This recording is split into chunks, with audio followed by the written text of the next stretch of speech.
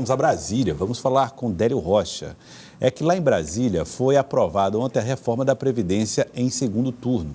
Os senadores aprovaram o texto base da reforma, até ampliaram a maioria, na aprovação, com 60 votos e ficaram destaques para serem apreciados hoje pela manhã. Vamos então a Brasília, onde está Délio Rocha e vai trazer informações para nós ao vivo, direto da capital federal. Délio Rocha, boa tarde mais uma vez. Agora, 78. Joelson Jordani, boa tarde para você, para o Elivaldo Barbosa, boa tarde a todos que nos acompanham pelo Jornal do Piauí. Olha, Joelson, agora até os destaques já foram votados no Senado, portanto, a PEC principal da reforma da Previdência foi aprovada em definitivo no Senado, já tinha passado pela Câmara, agora vai para a promulgação. E lembrando, viu, Joelson, que os 3 senadores do Piauí, Elmano Ferreira, Marcelo Castro e Ciro Nogueira, todos votaram a favor dessa PEC da Previdência, e eu estou ao lado de um dos nossos senadores, Elmano Ferreira, que acompanhou essa votação de perto e votou a favor do texto. Deputado, o que representa então mais essa fase vencida? Agora a fase do Congresso já foi encerrada. Qual a importância da aprovação desse texto? Boa tarde. Boa tarde a todos.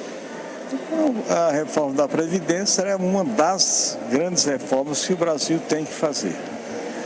O texto base foi aprovado ontem, com a larga maioria de votos. Ficaram para hoje apenas 2 destaques.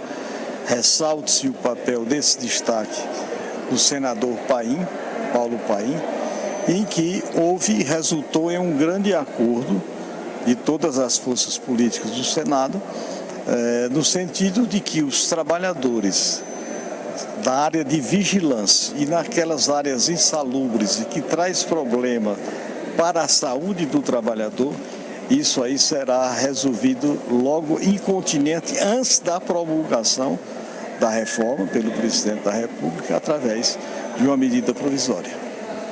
Senador, agora resta aqui no Congresso Nacional ser discutida ainda a previdência dos militares e tem aquela PEC paralela que tramita no Senado, que pode incluir os servidores estaduais e municipais. Qual é o sentimento nesse momento aqui no Congresso em relação a estas 2 propostas? Bom, com relação à PEC paralela, era para nem haver PEC paralela, se tivesse havido um entendimento entre o Parlamento, o Executivo Nacional e os governos dos estados.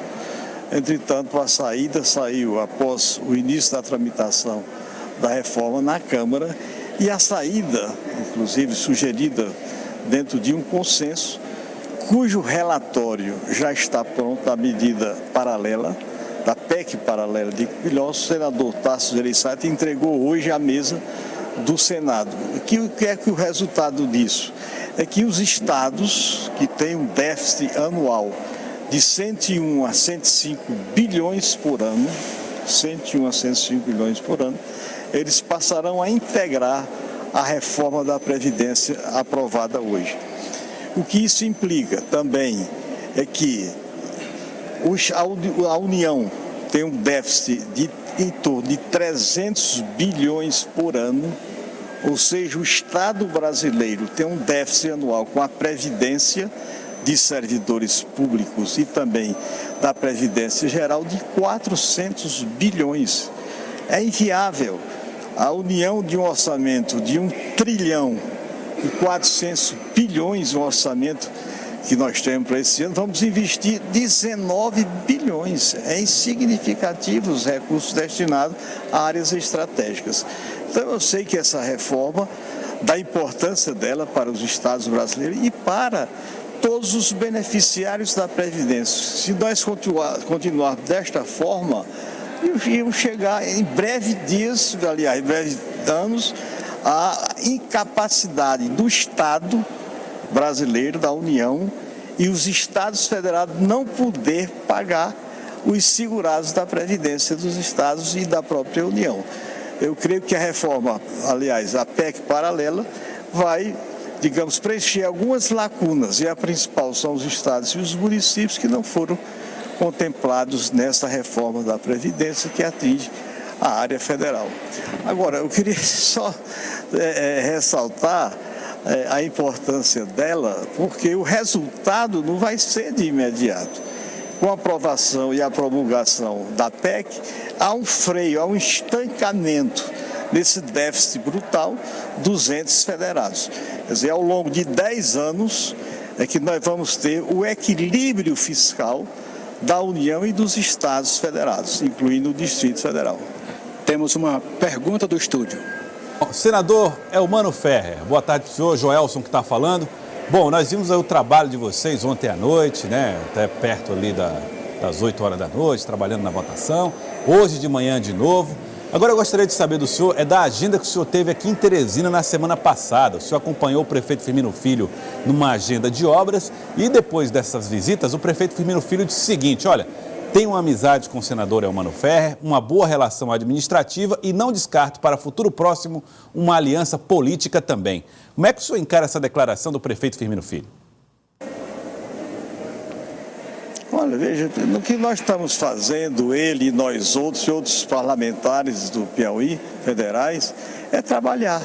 Então eu tenho uma notícia muito boa, estou felicíssimo hoje. Sabe por quê? Asseguramos agora eu posso afirmar, que mais 15 milhões para o segundo viaduto. O prefeito Firmino comigo visitamos o primeiro que tem tempo de terminar com os recursos. Terminamos em final de fevereiro para março. Já temos assegurado 15 milhões para fazer o segundo viaduto ali, o rodoferroviário, logo a 500 metros depois. E mais 15 milhões para iniciar este ano. Esses 30 milhões que nós conseguimos é para este ano. Repito, para um novo viaduto, logo em seguida ao que está sendo feito, e o outro para iniciar este ano a duplicação após aquela fase que está sendo, aquela etapa do governo do estado, mais ou menos ali da altura do Rodoanel, em direção a Demerval Lobão. Então, Joel, eu acho que o fundamental é o trabalho, e nós estamos trabalhando. Teresina me acolheu há 53 anos. Tudo que eu puder fazer por Teresina eu farei, como pelo estado do Piauí. Nós já beneficiamos diretamente 202 municípios com emendas parlamentares, pequena, maiores, média, grande, etc. Ou seja, esse momento é de trabalho. Estamos irmanados com o prefeito de Teresina, também as matérias de interesse do Estado, também estamos ao lado do Estado e do governador nas matérias importantes para o Estado.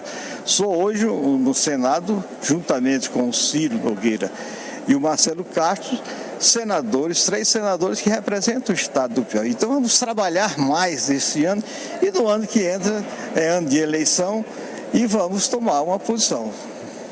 Senador, mudando de assunto, falando de uma outra questão que vem chamando muita atenção aqui em Brasília, a retomada no Supremo Tribunal Federal daquele julgamento, né, sobre a questão da prisão após condenação em segunda instância. O que a gente tem acompanhado é que os sinais aí é no sentido de que esse entendimento pode ser mudado. Como o senhor vem acompanhando essa discussão no Supremo? Olha, o resultado já está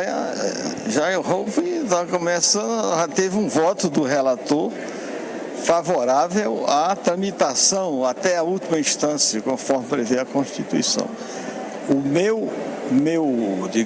A minha convicção é de que a condenação deve se dar, o cumprimento da pena, na primeira e na segunda instância, ou seja, o condenado, logo dependendo do grau do crime, começar a cumprir logo com a primeira instância. Mas eu sou favorável ao cumprimento da pena, começar a cumprir a pena após o colegiado, quer dizer, a segunda instância, decidir.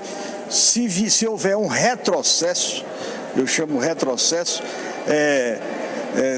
transitar em julgado até as apelações que são responsáveis pela impunidade no Brasil, eu sou totalmente contra e gostaria de que o Supremo Tribunal Federal ouvisse a voz das ruas, dos cidadãos, das pessoas que não aguentam mais a alta criminalidade que predomina no nosso país. São mais de 62 mil mortes a cada ano. Claro que houve uma redução depois da entrada do Ministério da Justiça e Segurança Pública, do ministro Sérgio Moro. Daí porque também sou favorável às medidas contra a criminalidade, os crimes violentos e anticorrupção, que são as 10 medidas que estão na Câmara dos Deputados para tramitar aqui no Congresso Nacional. Temos que dar um fim, um basta à impunidade no nosso país. Caso o STF mude o entendimento, impedindo prisão após segunda instância, existe aqui um grupo de parlamentares na Câmara e no Senado defendendo aí uma tramitação célere de um projeto de lei, aliás, de uma PEC, em relação a essa questão para estabelecer em lei, na Constituição, né, já essa prisão em segunda instância. Esse grupo de parlamentares que defende essa proposta, isso pode vingar? Qual o clima nesse momento em relação a essa questão aqui no Congresso? Olha, aliás, na semana passada, na Câmara dos Deputados, desengavetaram um processo nesse sentido. Quer dizer, um projeto nesse sentido, de que a legislação assegure, através de uma PEC, o cumprimento da pena a partir da decisão em segunda instância. Então, não sei, veja bem, é o desdobramento de uma decisão que será tomada hoje ou na próxima semana. Ou seja, a votação está em curso, aliás, foi suspensa para almoço dos senhores ministros.